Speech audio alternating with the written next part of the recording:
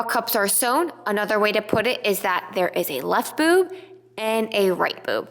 Give yourself a round of applause if you didn't sew 2 left boobs and 2 right boobs.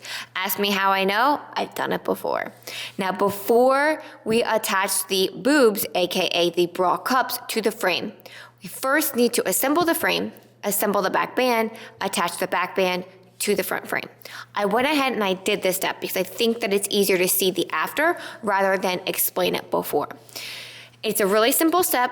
It just is straight stitches, back stitching at beginning and the end, but it can definitely be mixed up or you might have errors because it's very easy to mix up these pieces. So these pieces, like, there are a lot of pieces and they could definitely get mixed up. So we have, best way to do it is just lay everything out and make sure that it lines up. And before I bring this to the machine, I actually pin them together. So you have 1, 2, 3, 9, 8, 7 is the order from center front to center back. Let me shift this over so that makes a little bit more sense. Ooh.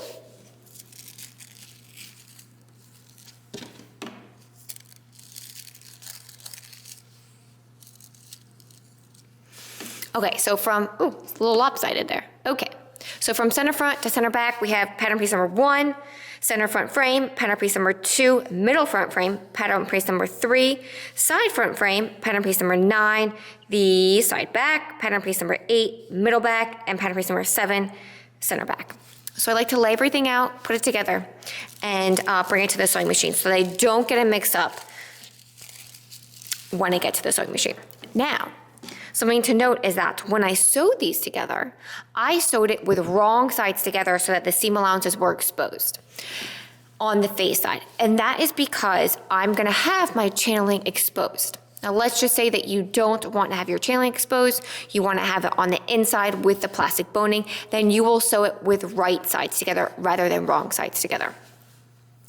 And if you get, look, I'm not, perfection's overrated. Look, this does not line up perfectly. That's okay. That is okay. We are just going to hide our mistakes and we're gonna clean that up right there. Nobody's gonna know.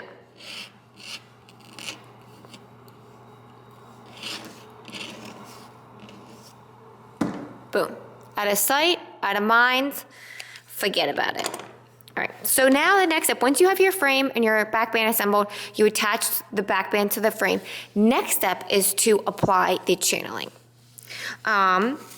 Key thing with the channeling is that you are sewing. So this sewing like this on top through all layers is a no. What you want to be doing is you want to be folding your seam allowances to one side and then have the garment facing the other side, laying the channeling down. Plush side is facing up. And this is regardless of whether you're doing it with right sides together or wrong sides together, or if you're doing the channeling exposed or the channeling not exposed. This is the same for both. So you're gonna lay the channeling over. Plush side is facing up.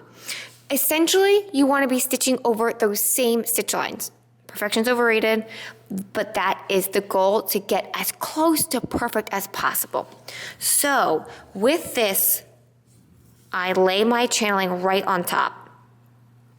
I lay it so that the channeling is like a hair past the stitch line, but my needle is right on the edge of that channeling and going through the original stitch line. I don't pin. As I'm sewing, I'm folding this back, double checking that it's on it, that the channeling is extended past the seam line, and but my needle is right on the seam line. And then I'll sew a little bit more, boom, and then I'll fold that back, and I'll make sure that my needle is on that stitch line. So I'm gonna do that to all the seams. And a question that commonly comes up is that, should I start and stop at the very edge? Yes, your channeling on all of these should extend to the top edge and then extend to the bottom edge as well. We're not stopping this short for to create room for when we sew the cups to the frame.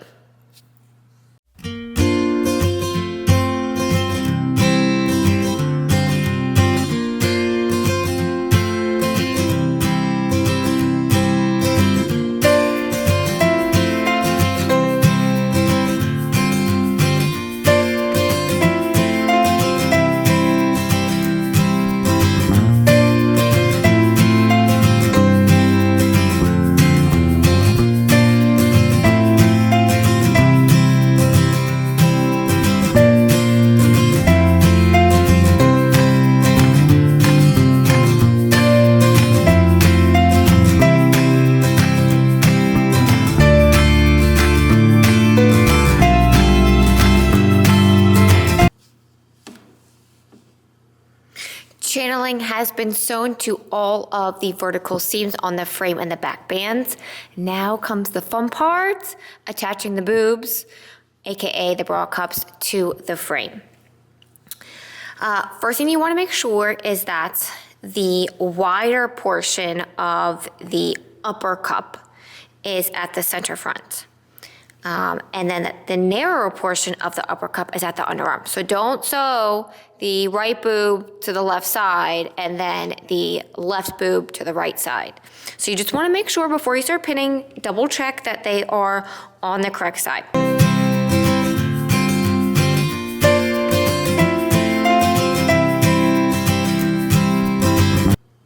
Okay, the cup is pinned to the frame. I like to pin one cup, sew it, and then pin the other cup and sew it. Just a lot of pins everywhere. I'm taking a few steps back, but I don't press the seam allowances on here on the frame when I sew the frame together, when I add the channeling, because once you put in that boning, it's gonna do the pressing and make sure that it lays flat. So that question might have come up in your head. I wanted to answer it. So one thing to note is that when you are sewing the cups to the frame, so you have the wider edge at the center front, you have the narrower edge at the side, but you are not pinning all the way up to this edge. This edge actually comes to about the horizontal seam, and that's where your channeling your foldover elastic goes. So do not pin all the way up to this edge. You only pin the bra cup to the frame up to this edge right here. So that if you were trying to pin your cups to your frame and there was just like, it wasn't fitting in at a 1-to-1 ratio, that is probably why. So you see here that a little portion of the bra cup actually is still extending or exposed. That is the correct way. All right, so I'm gonna sew that with a 1/4 inch seam allowance, straight stitch, back stitch at the beginning and the ends. I like to sew it with the bra cup facing down. I feel like it's a little bit easier because you're not gathering it, but you're easing it. And whenever you're easing one fabric into another, it's always good to have it on the bottom because the feed dogs will help ease it in.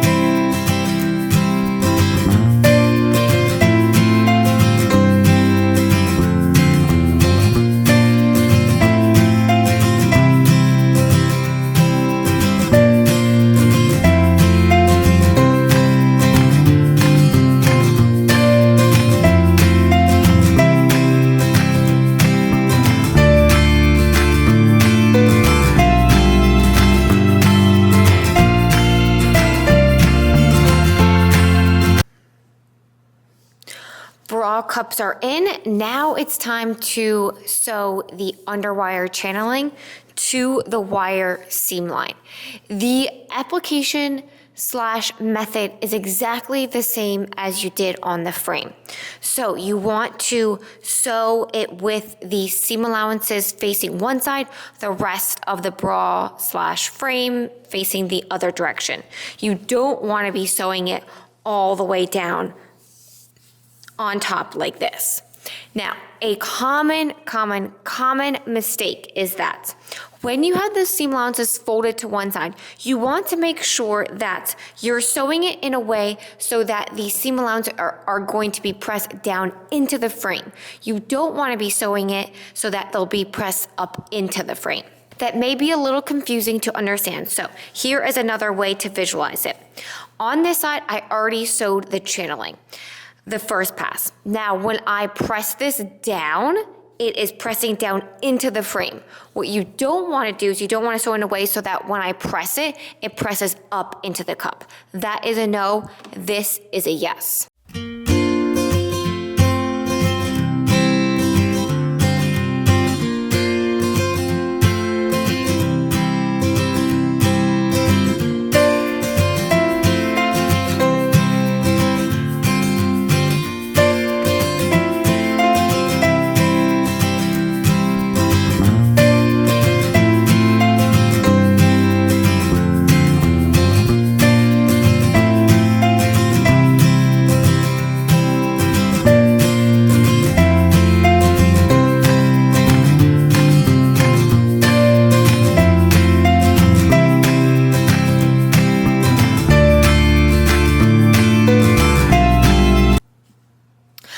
sewed the underwire channeling to the frame, and then I flipped it down. And the last step in this video is that you are going to sew another line of stitches on the other side of the channeling. Super important that you get really close to that outer edge, because if you get, if your stitches are too inside of it, then you won't be able to insert the underwire. After you've done that, then you can go back and you can sew down the other side of the channeling on the frame and the back band. You can do this before as well, but you can do it after. It's one of those things that you can, it really depends on, it's one of those operations that whether you do it before or whether you do it after, it's totally up to you.